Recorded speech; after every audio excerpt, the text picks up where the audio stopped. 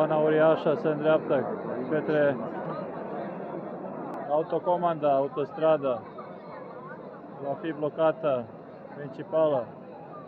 Dați-vă câți oameni frumoși care nu renunță.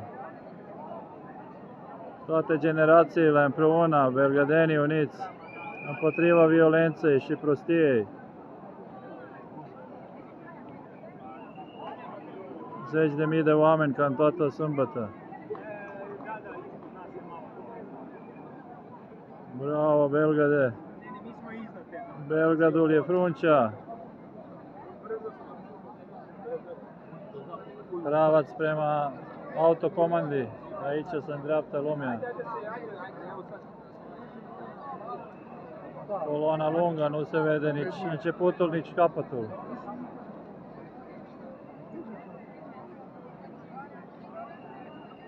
Foarte frumos.